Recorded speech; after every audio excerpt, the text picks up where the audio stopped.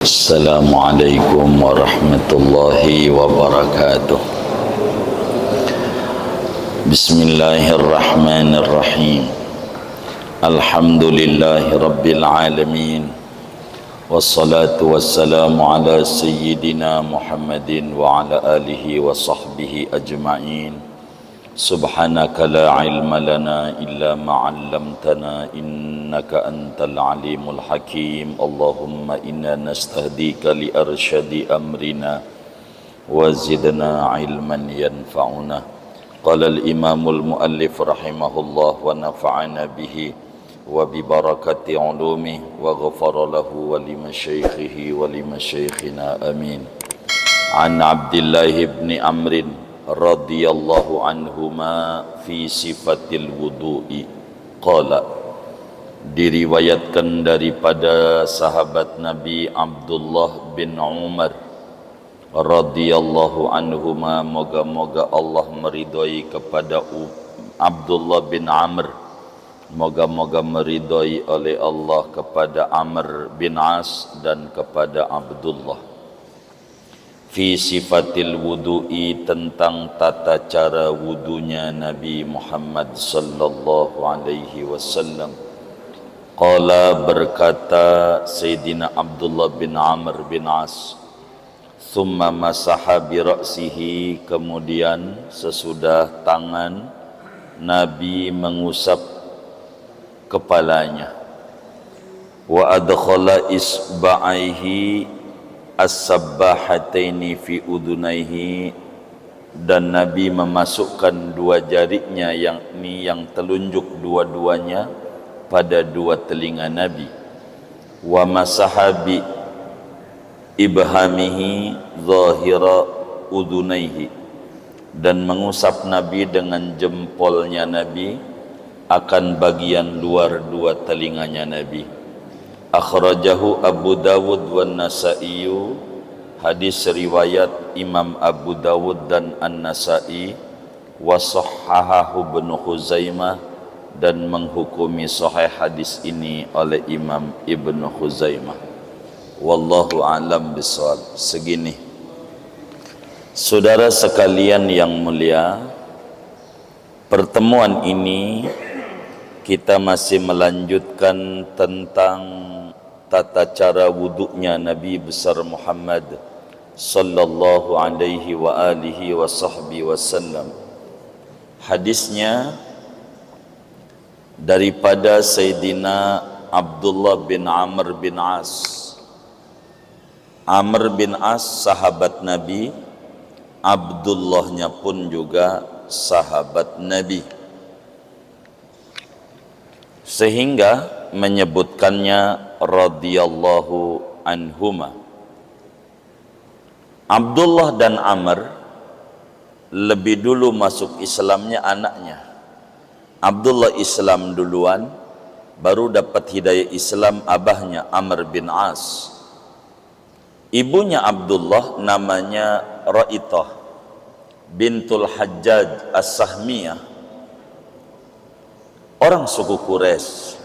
Inilah Abdullah bin Amr bin As.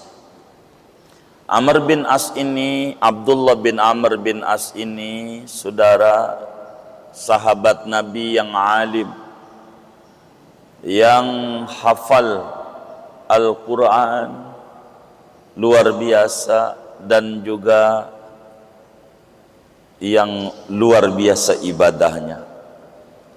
Ibadahnya Abdullah bin Amr bin As ini rada sulit ditandingi, sulit.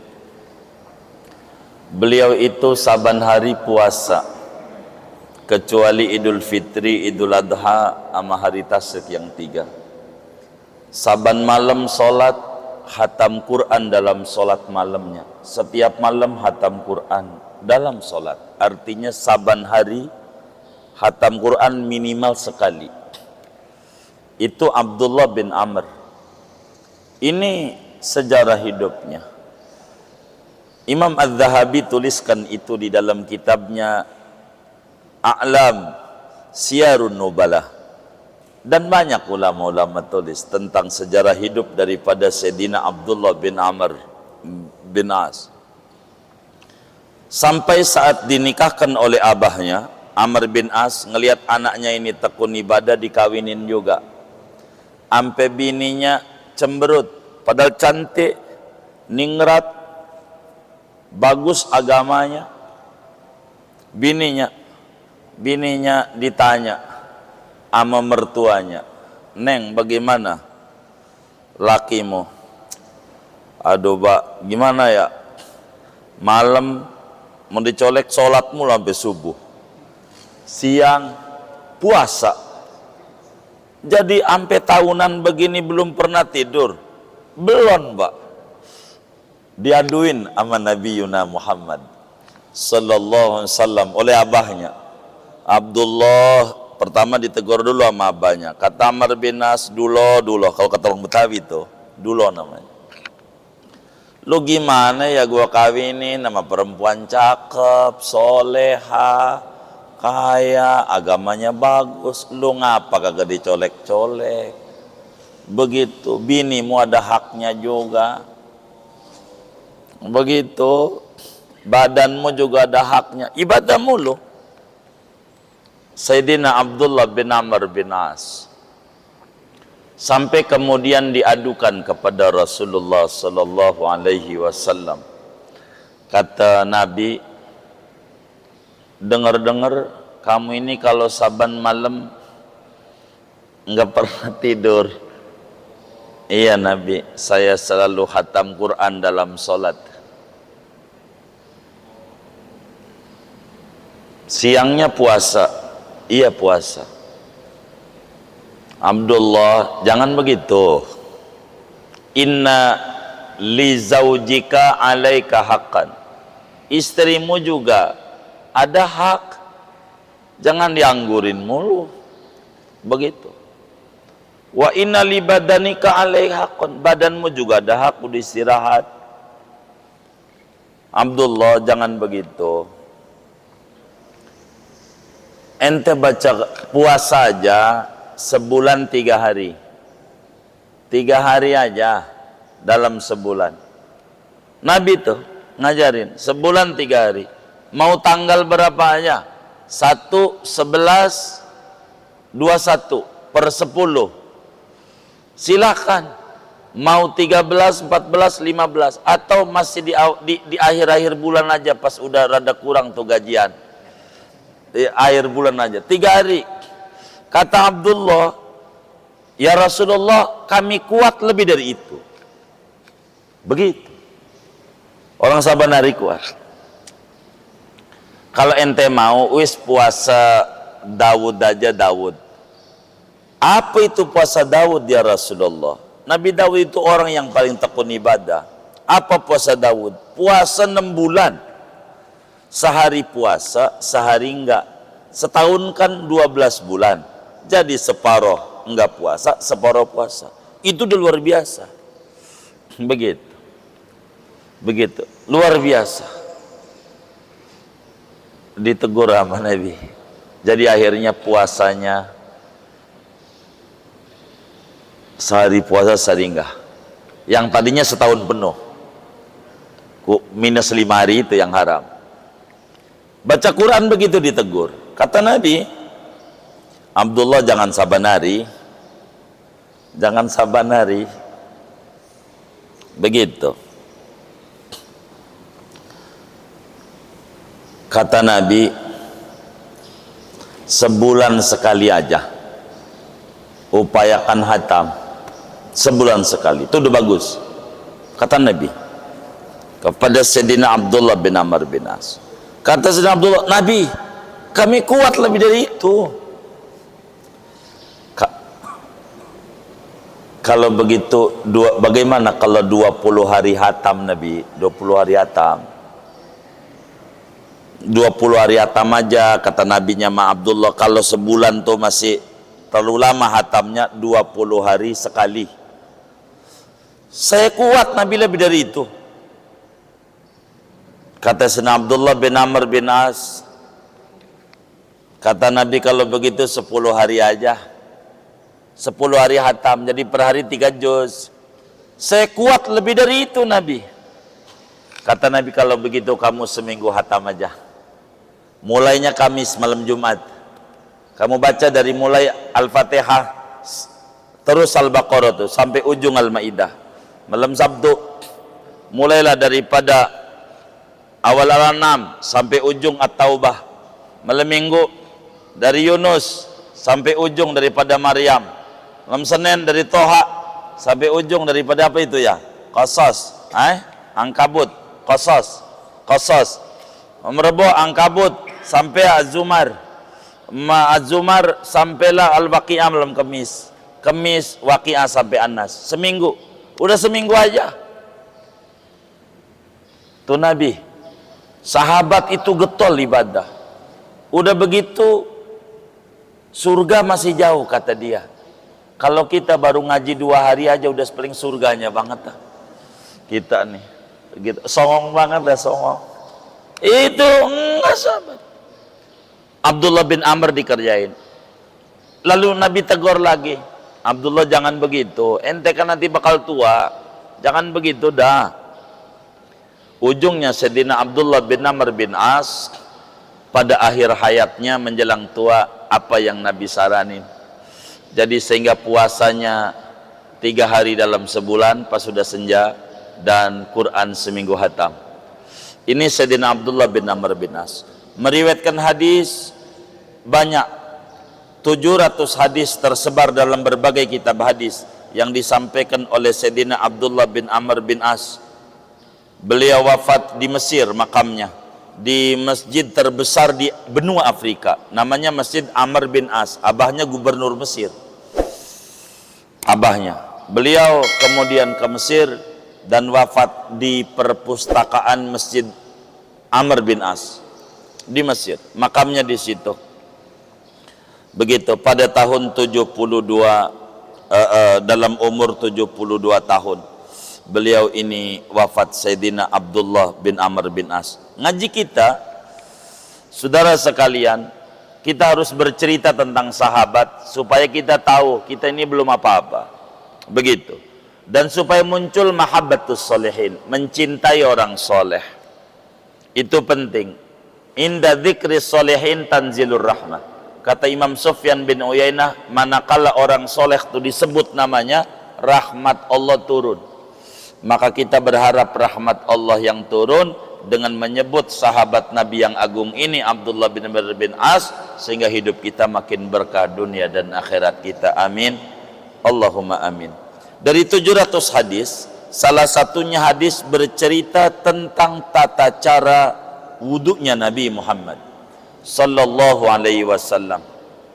Dan Imam Ibnu Hajar ini Al-Asqalani mengambil dengan secara singkat hadis yang diriwayatkan oleh Abu Dawud dalam sunannya, An-Nasai dalam sunannya, dan Ibnu Khuzaimah di dalam kitab Sahih Ibnu Khuzaimahnya.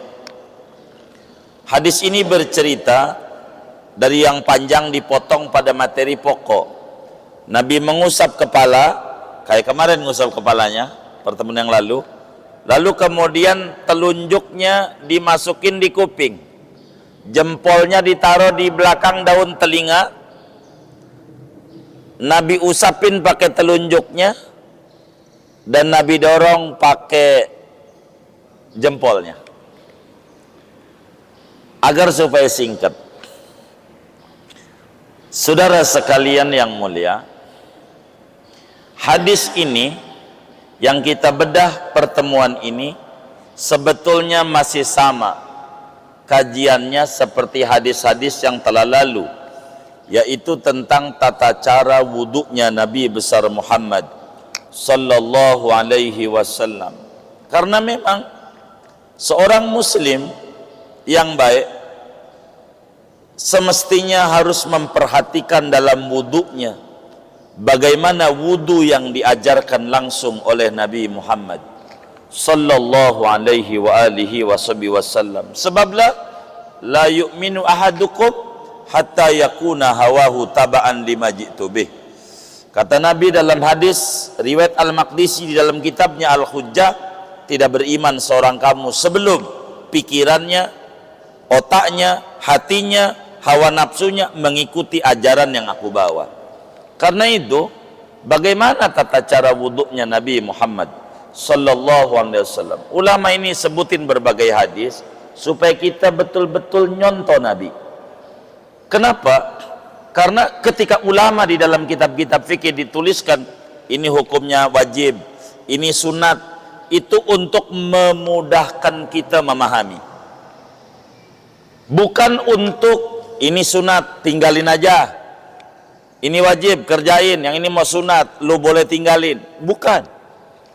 Tapi untuk bagaimana kita dalam keseharian kita mencontoh Nabi besar Muhammad sallallahu alaihi wasallam. Yang kedua, ulama tuliskan itu agar supaya orang tahu mana yang kalau enggak dikerjakan wudunya batal, mana yang kalau enggak dikerjakan wudunya enggak batal. Karena itu ulama menyebutkan tentang fardu wudu, sunnah wudu. Itulah dalam ulama-ulama fikih. Pertemuan ini masih berbicara hadis tentang cara wudu, cuman dibanding hadis yang sudah kelewat tidak diterangkan tentang tata cara ngusap telinga. Enggak diterangin tata cara ngusap telinga. Karena itu Imam Ibnu Hajar Al-Asqalani dalam hadis riwayat Abdullah bin Amr ini memberikan tambahan keterangan tentang ajaran mengusap telinga. Dan ini kajian kita, materi hari ini bagaimana tata cara ngusap telinganya Nabi Muhammad sallallahu alaihi wasallam, sehingga kita bisa mengukur sudahkah kita mengusap telinga ketika wudu sama dengan apa yang dicontohkan oleh Nabi Muhammad sallallahu alaihi wa alihi wasallam. Sehingga saudara sekalian yang mulia, dari hadis yang kita bedah pada pertemuan ini bisa diambil paham, bisa diambil kesimpulan betapa banyak yang terkandung dalam hadis yang kita bedah pada pertemuan ini. Yang pertama, hadis ini mengajarkan cara wuduknya Nabi Muhammad sallallahu alaihi wasallam dengan tambahan habis pala usap telinga luar dan dalamnya. Luar dan dalamnya. Yang kedua, hadis ini berbicara tentang hukum yang bisa kita ambil. Mengusap telinga itu menurut hadis ini, dan mayoritas ulama mengambil dari hadis yang ini, ngusap telinga itu hukumnya sunat. Hukumnya sunat. Tandanya kata Sayyidina Abdullah bin Amr bin As, summa masaha bi ra'sihi wa adkhala isba'aihi sabbahataini fi udunaihi wa masaha bi ibhamihi dhahira udunaihi. Itu satu. Dua tuh, sunat mengusap telinga. Mengusap telinga itu hukumnya sunat, mengusap telinga. Ketiga, mengusap telinga ini sunatnya pakai air baru. Jangan air bekas ngusap kepala, dari kepala ini habis begini umpamanya langsung telinga. Enggak, tapi ngambil air lagi untuk telinga di luar air habis ngusap kepala. Dari mana hadis bahwa mengusap telinga itu pakai air baru, bukan air bekas ngusap kepala?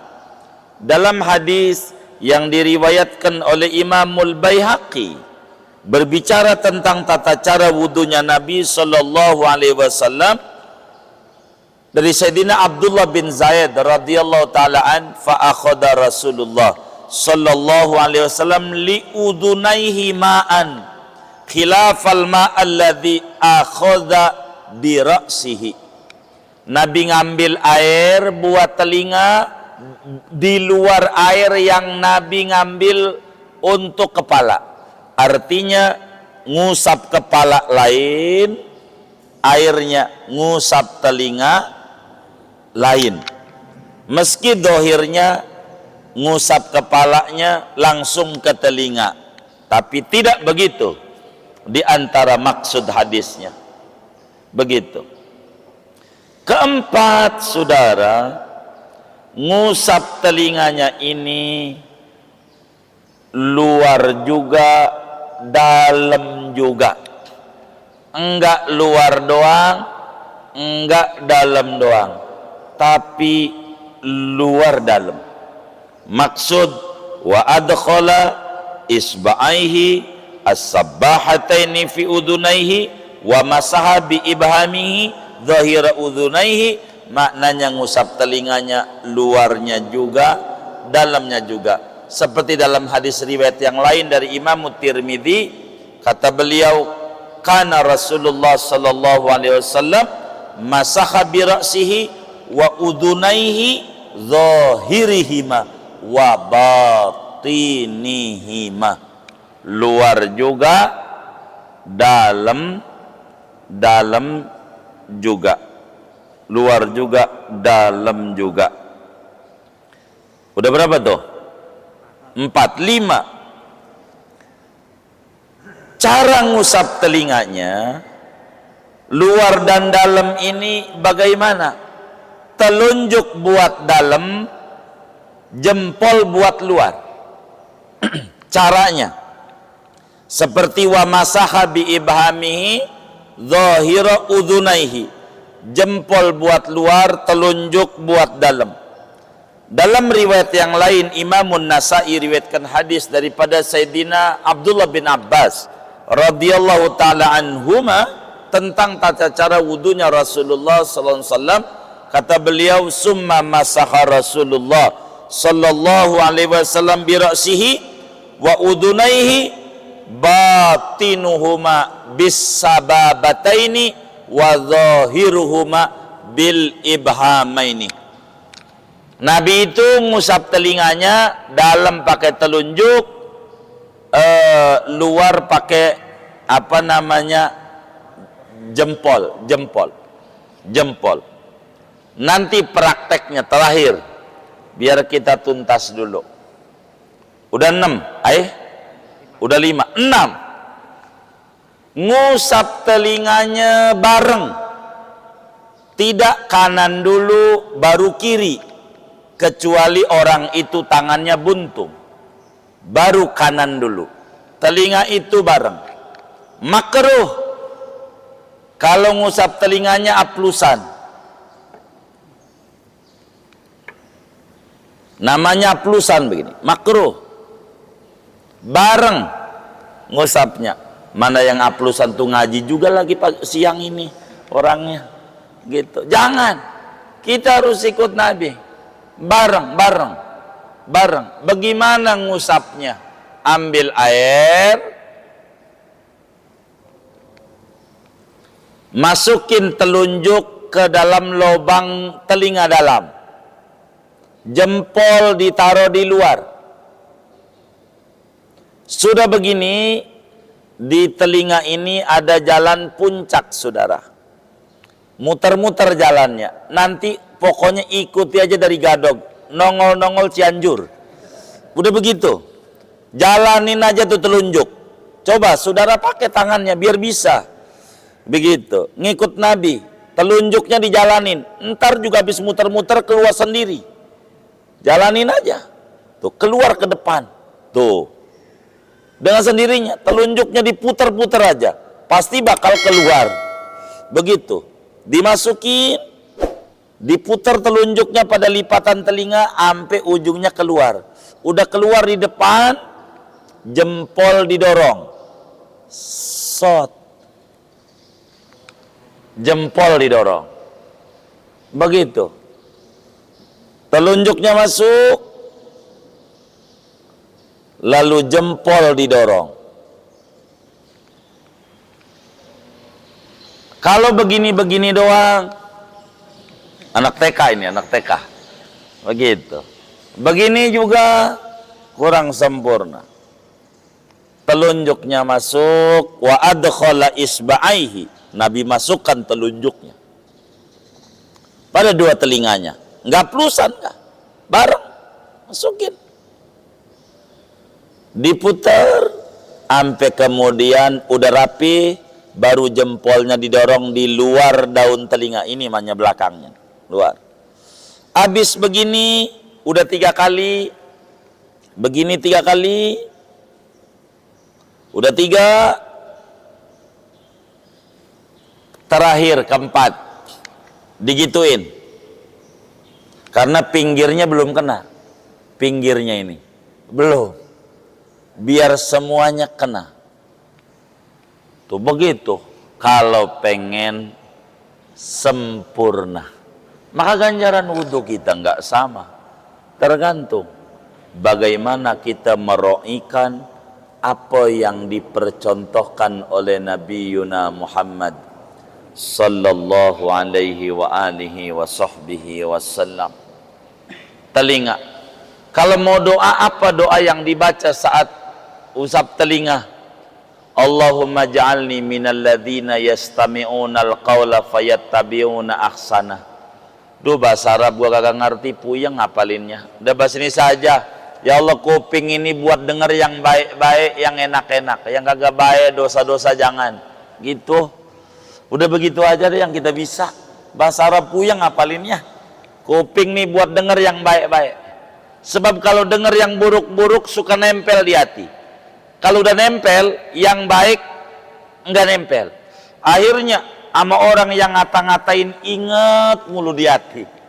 Ngaji mau baru keluar dari masjid lupa. Gara-gara hatinya penuh sama yang buruk-buruk. Jangan. Tuhan, kuping ini buat denger yang baik-baik aja. Begitu, yang baik-baik. Begitu. Allahumma jalni minal ladzina yastami'una al-qawla fayattabi'una ahsana. Namun bila saudara wudunya pakai gayung, tidak pakai keran macamnya, maka jangan bareng. Jangan bareng. Tangan kanan, kuping kanan dulu kalau pakai gayung. Kalau bareng airnya tumpah, nih gayung. Lah kan tumpah. Kanan dulu, kanan. Ini namanya udzur, darurat. Kalau pakai gayung, kanan dulu, baru kiri, karena gayung. Tapi kalau nggak pakai gayung, kayak keran, kayak dikobak, dikali, bareng. Ini ajaran tuh begitu. Begitu. Bagaimana nggak bisa bareng karena ada gayung? Agama bilang al-maisur la yasqutu bil ma'sur. Yang bisa kagak hilang ajarannya dengan yang kagak bisa. Udah kagak bisa, bisanya apa kuping atu? Kuping atu. Udah dulu. Tapi kalau kuping atu, kanan dulu. Baru kiri. Tapi kalau bisa bareng, sebab nabinya ngusap telinganya tidak kanan dulu, baru kiri. Sebagaimana ngusap wajah, nabinya tidak dari pipi kanan dulu. Ini pakai bedak nih kalau begini nih. Waktu ngusap wajah, enggak dari atas ke bawah. Ini telinga. Jadi hadis ini saudara mengajarkan bagaimana wudhu, sehingga dari kita ngaji beberapa pertemuan tentang tata cara wudhu Nabi ini bisa sedikit banyak kita ambil konklusi betapa ulama itu sangat mendidik kita untuk meroikan bagaimana cara wudhunya Nabi. Mereka pada berebut untuk mencontoh sampel manusia mulia ini. Mereka. Karena itu ulama andai menyebut dalam kitabnya ini fardu wudhu, ini sunnah wudhu, untuk memudahkan kita dalam rangka mana yang wudhunya nggak sah kalau nggak dikerjakan, mana wudhunya sah bila ditinggalkan, begitu. Sehingga pada tataran kesimpulannya saudara, fardu wudhu ada 6. Niat bareng dengan basuh wajah. Kedua, basuh wajah. Ketiga, basuh 2 tangan sampai siku. Seharian Nabi Muhammad hari-harinya selalu memandang Nabi Muhammad. Sebab inilah laqad kana lakum fi rasulillahi uswatun hasanah. Inilah yang kemudian menjadi tinggi para sahabat, karena mereka selalu memperhatikan dari apa yang dikerjakan oleh Nabi kita Muhammad sallallahu alaihi wa alihi wa sahbihi wasallam. Singkatnya, mengusap telinga itu sunat, sunatnya luar dalam, sunatnya pakai air baru bukan air bekas telinga, sunatnya bareng-bareng tidak aplusan, dan mengusap telinga ini dengan jari telunjuk untuk dalam dan jari jempol untuk luar. Telunjuk dulu dijalanin, baru pada akhirnya jempol, terakhir ditutup untuk meratakan mengusap telinga. Karena memang ini di antara cara yang sangat sempurna di dalam mengusap telinga yang bisa kita petik dari hadis yang kita bedah pada pertemuan ini. Ini saja ngaji kita. Wallahu alam. Ada yang ditanya mungkin dari materi ini atau di luarnya sebelum doa, silahkan. Wallahu alam. Waalaikumsalam.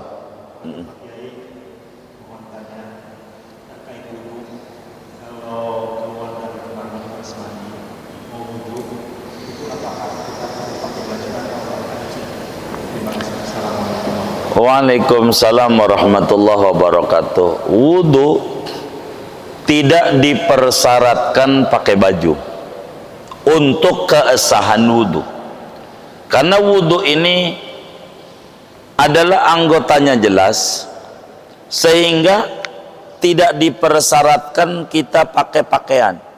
Andai saudara telanjang bulat wudu, boleh aja, sah wudunya, telanjang bulat begitu.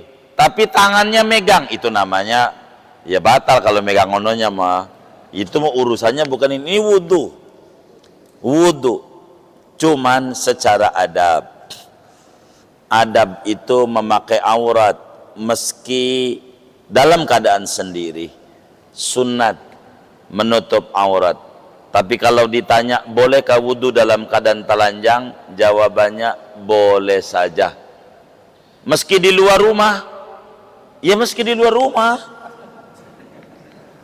Kalau wudunya mah sah saja, cuman dosa dia kalau keluar rumah. Lagi juga sama temannya dikata, sejak kapan itu ya? Begitu. Kalau di luar rumah, begitu. Begitu. Enggak apa-apa, seperti saudara di kolam renang, wudu telanjang enggak apa-apa ya. Di kali enggak apa-apa. Gitu. Kayak kali apa itu?